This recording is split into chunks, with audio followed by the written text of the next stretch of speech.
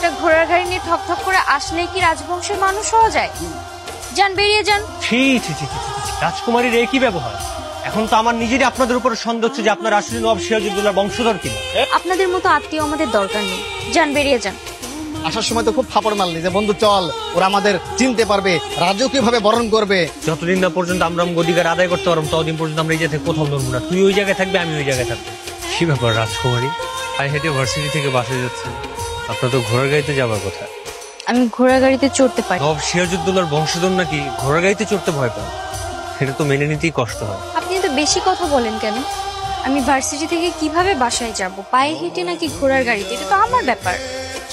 আসছে আমার ঘোড়াওয়ালা। রাজকুমারী, তুমি জেনে শুনে ওই ছেলের সঙ্গে কেন গিয়েছিলে? তুমি কি ওর ঘোড়ার গাড়িতে উঠেছিলে? হ্যাঁ পিতাজি।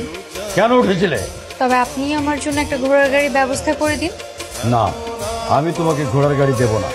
আমি তাহলে প্রতিদিন রাজকুমারীকে আমার গাড়িতে করে শিক্ষা প্রতিষ্ঠানে নিয়ে যাই। সবসময় রুটি করা খেয়ে থাকা যায়? সারাক্ষণ থেকে শুধু আমার এটাই তুই খাওয়াস।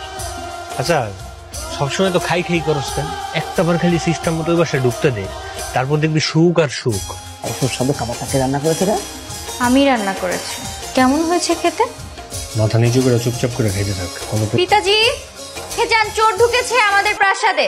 এই চোর মানে? আপনি কাদেরকে চোর বলেন?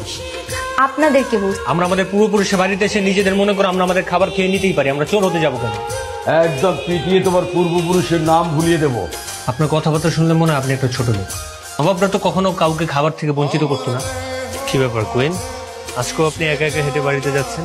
আমি আপনাকে বলেছি না আমার হেঁটে যাওয়ার অভ্যাস আছে। কুইন কাকে বলছেন আপনি? আমি তো রাজকুমারী। একসময় তো কুইন হবেনি। মানে আমার এখন আপনাকে বিয়ে করতে হবে? আপনার সামনে তো আমি এছাড়া আর কোনো উপায়ও দিচ্ছি না রাজকুমারী এলিনা। এখন আপনার মধ্যে নবাব বংশের সব আলামতই আছে, কিন্তু আপনার বাবার মধ্যে কেন? আমার মধ্যে যদি নবাব বংশের আলামত থাকে তবে আমার বাবার মধ্যে কেন থাকবে না?